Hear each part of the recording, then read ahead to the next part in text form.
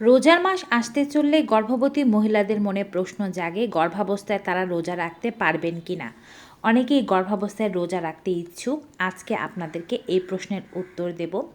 গর্ভাবস্থায় আপনারা রোজা রাখতে পারবেন কিনা, কারা রোজা রাখবেন, কারা রাখবেন না, কোন কোন অবস্থায় রোজা রাখা বিপজ্জনক হতে পারে, রোজা রাখলে অবশ্যই কোন কোন সতর্কতাগুলো অবলম্বন করতে হবে এবং যদি রোজা রাখা সম্ভব না হয় সেক্ষেত্রে কি করা যাবে, সব প্রশ্নের উত্তর পেতে সম্পূর্ণ ভিডিওটি দেখতে হবে। চ্যানেলে নতুন হয়ে থাকলে চ্যানেলটি অবশ্যই সাবস্ক্রাইব করে দেবেন। ফেসবুক পেজ থেকে আমাদের এই ভিডিওটি দেখে থাকলে পেজটি ফলো করতে ভুলবেন না। চলুন শুরু করা যাক।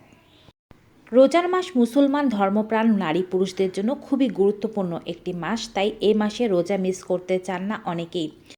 কিন্তু যারা গর্ভবতী হয়ে গিয়েছেন তারা অনেকেই প্রশ্ন করে থাকেন গর্ভাবস্থায় রোজা রাখা তাদের জন্য নিরাপদ কিনা।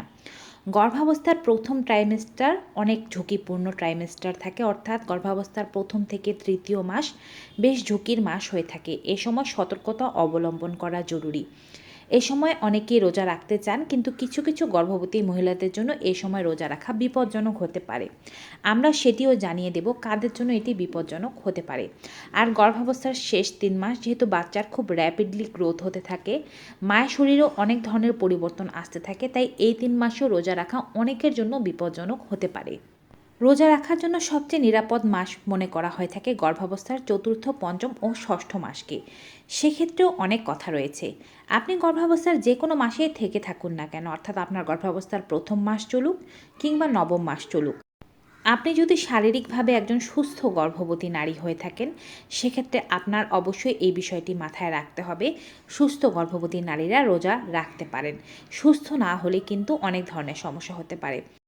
যারা গর্ভবতী হয়েছেন প্রথমবার, দ্বিতীয়বার বা তৃতীয়বার, আপনি যতবারেরই গর্ভবতী হন না কেন, আপনার যদি বারবার মিসক্যারেজের হিস্ট্রি থেকে থাকে, অর্থাৎ এই গর্ভাবস্থার আগে আপনার আগেও গর্ভাবস্থা হয়েছিল, সেক্ষেত্রে আপনার মিসক্যারেজ হয়েছে, বা এই গর্ভাবস্থায় আপনার ব্লিডিংয়ের মতো কোনো হিস্ট্রি আছে, আপনার পেটে একের অধিক 2-3টি বাচ্চা আছে, সেক্ষেত্রে অনেক সময় রোজা রাখা আপনার জন্য বিপজ্জনক হতে পারে। এই ধরনের কোনো হিস্ট্রি যদি আপনার না থেকে থাকে, গর্ভাবস্থা যদি আপনার স্মুথভাবে চলে থাকে, কোনো রকমের ডেফিসিয়েন্সি বা কোনো ভিটামিনের অভাব যদি আপনার শরীরে না থেকে থাকে, তবে অবশ্যই গর্ভাবস্থায় আপনি রোজা রাখতে পারবেন। গর্ভাবস্থায় রোজা রাখার বিষয়ে যেই বিষয়গুলো আপনাকে বিশেষ করে মাথায় রাখতে হবে তা হচ্ছে আপনার প্রতিদিনের ডায়েট চার্টের যে খাবারের তালিকাটি আছে, অর্থাৎ যা যা আপনাকে খেতে হবে, খেজুর থেকে শুরু করে 2টো ফল, বাদাম, দুধ, ডিম, মাছ, মাংস, ডাল, এই সবগুলো খাবারই কিন্তু আপনাকে রাতের আহার, সেহরি ও ইফতারের মধ্যে কমপ্লিট করতে হবে। যেভাবে আপনি সারাদিনে 3 থেকে 4 বেলা খাচ্ছিলেন, সেহরি, ইফতার ও রাতের খাবারের মধ্যে আপনার মিলগুলো ভাগ করে সুন্দর করে আপনি ডিজাইন করে খাবেন। এবং সারাদিনে যেমন আপনার 8 থেকে 10 গ্লাস জল পান করতে হয়, আপনি রোজা রাখার পরে অবশ্যই 8 থেকে 10 গ্লাস জল পান করবেন, যেন আপনার জলের কোনো প্রকারের অভাব না হয়। রোজার মাসে ইফতারে ভাজা পোড়া বা পেটে গ্যাস হয়, ভারী ধরনের খাবার এগুলো খেতে যাবেন না। বিশেষ করে ইফতারের সময় খুবই হেলদি খাবার ফল ফ্রুটসগুলো আপনার খাবারের তালিকায় রাখুন। যদি খালি পেটে ফল ফ্রুটস খেতে অসুবিধা হয় সেক্ষেত্রে আগে জল পান করুন, তারপরে খেজুর খান। এর কিছুক্ষণ অপেক্ষা করে আপনি ফল ফ্রুটস খান, বা সরাসরি আপনি ভাতও খেতে পারেন বা রুটিও খেতে পারেন, তাতে কিন্তু কোনো সমস্যা নেই। কিন্তু খালি পেটে ভাজা পোড়াগুলো খেতে যাবেন না, এতে করে শারীরিক সমস্যা হবার ঝুঁকি অনেক বেশি পরিমাণে বেড়ে যায়। এই নিয়মে রোজা রাখার পরে যদি আপনি শারীরিকভাবে কোনো অসুবিধা অনুভব না করে থাকেন, তবে অবশ্যই রোজা কন্টিনিউ করবেন। কিন্তু যদি আপনার শারীরিকভাবে অসুবিধা অনুভব হয়, দুর্বলতা থাকে, রোজা রাখার পর মাথা ঘোরায়, বমি বমি ভাব হয়, কোনো প্রকারের সমস্যা অনুভব হয়, সেক্ষেত্রে ডক্টরের পরামর্শ নিন, রোজা রাখা বন্ধ রাখুন। রোজা রাখা অবস্থায় মাথা ঘোরানো, বমি হয়ে যাওয়া, মাথা ঘুরে পড়ে যাওয়া, দুর্বল লাগা, এই ধরনের সমস্যা দেখা দিলে রোজা ভেঙে ফেলতে কার্পণ্য করবেন না। মনে রাখবেন আপনার শরীর কিন্তু সবার আগে, এবং সৃষ্টিকর্তাও আপনাকে সে কথাই বলেছে।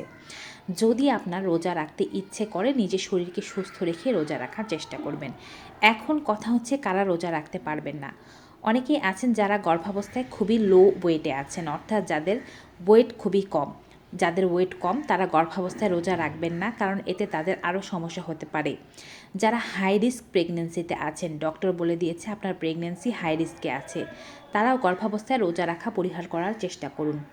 লো ব্লাড প্রেশারের ক্ষেত্রে রোজা রাখলে হঠাৎ করে ব্লাড প্রেশার কমে গিয়ে কিন্তু খুবই বিপজ্জনক বা খুবই ঝুঁকিপূর্ণ অবস্থার সৃষ্টি হতে পারে। তাই লো ব্লাড প্রেশারের রোগীরাও গর্ভাবস্থায় রোজা রাখা পরিহার করুন। যাদের ইনসুলিন নিতে হয় বা গর্ভাবস্থায় ডায়াবেটিসের সমস্যায় ভুগছেন, তারাও গর্ভাবস্থায় রোজা রাখা পরিহার করতে হবে। যদি এমনটা হয়ে থাকে যে আপনার বাচ্চার ওজন অনেক কম, ডক্টর আপনাকে বলে দিয়েছে বাচ্চার ওজন বেশ কম আছে, ওজন বাড়ানোর জন্য বেশি করে খাবার খেতে হবে, তাদেরও কিন্তু গর্ভাবস্থায় রোজা রাখা অনুচিত। যাদের হিমোগ্লোবিনের পরিমাণ খুবই কম কিংবা দেখা যাচ্ছে যে যাদের রক্তে হিমোগ্লোবিনের পয়েন্ট কমে গিয়েছে, মায়ের শরীরে রক্ত কম আছে, তাদেরও গর্ভাবস্থায় সঠিক ডায়েট মেনটেন করে রোজা রাখাটা বেশ কষ্টকর হয়ে যায়। তারাও রোজা রাখা পরিহার করার চেষ্টা করবেন। যাদের বাচ্চার প্লাসেন্টার মধ্যে দিয়ে কম পরিমাণে অক্সিজেন যায় বা যাদের অ্যামনয়েটিক তরলের পরিমাণ কম আছে, তারাও গর্ভাবস্থায় রোজা রাখলে কিন্তু অ্যামনয়েটিক তরল বা গর্ভের ভেতরে শিশুর জলের পরিমাণ কমে যেতে পারে, যা বাচ্চাকে খুব বিপজ্জনক অবস্থায় ফেলতে পারে। কারণ যেহেতু আপনি দীর্ঘ সময় পর্যন্ত রোজা থাকবেন, এই সময়টা আপনি জল পান করবেন না, আর আপনার শরীর থেকে জল নিয়ে কিন্তু প্লাসেন্টার মাধ্যমে বাচ্চার কাছে গিয়ে সেই জল পৌঁছায়।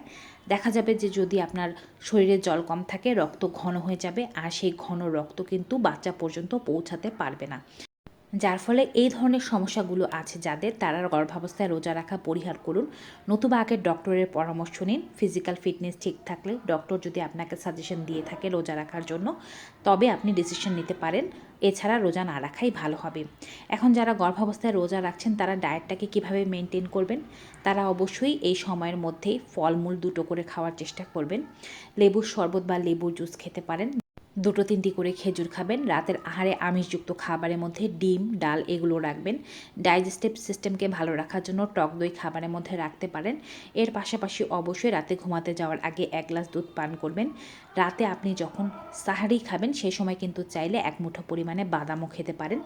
এভাবে আপনি আপনার মিলকে ব্যালেন্স করে করার চেষ্টা করবেন। আর মাঝে মাঝে জল পান করতে ভুলবেন না। অবশ্যই আপনার 8 থেকে 10 গ্লাস জল পানের যে চাহিদা আছে, সেটি যেন পূরণ হয়ে যায়। গর্ভাবস্থায় যারা রোজা রাখতে পারছেন না, তারা কি করবেন? সৃষ্টিকর্তা কাউকেই কোনো কিছু চাপিয়ে দেননি। যারা শারীরিকভাবে অসুস্থ, রোজা রাখতে পারছেন না, তারা কিন্তু পরবর্তীতে এই রোজার কাফফারা দিতে পারবেন, অথবা চাইলে কিন্তু এই রোজাগুলো কাজা রোজা হিসেবে পূরণ করে দিতে পারেন। তাই নিজের শরীরের ক্ষতি করে জোরপূর্বক যে আপনাকে রোজা রাখতে বলা হয়েছে, বিষয়টি কিন্তু এমন মোটেও নয়। যে কোনো শারীরিক সমস্যার জন্য দ্রুত যেন আপনি ডক্টরের কাছে যেতে পারেন বা দ্রুত ডক্টরের সেবা নিতে পারেন, সেই ব্যবস্থা কিন্তু সবসময় আপনাকে করে রাখতে হবে। তো ভিউয়ার্স, গর্ভাবস্থায় রোজা রাখা সম্পর্কিত আজকের এই ভিডিওটি পেয়ে আপনাদের কাছে কেমন লেগেছে সবাই অবশ্যই কমেন্ট বক্সে জানিয়ে দেবেন। ভিডিওটি ভালো উপকারী মনে হয় থাকলে সকলের মাঝে বেশি বেশি করে শেয়ার করে দেবেন, যেন এমন গুরুত্বপূর্ণ তথ্য সবাই পেতে পারে। বিদায় নেব, সবাই ভালো থাকুন, সুস্থ থাকুন।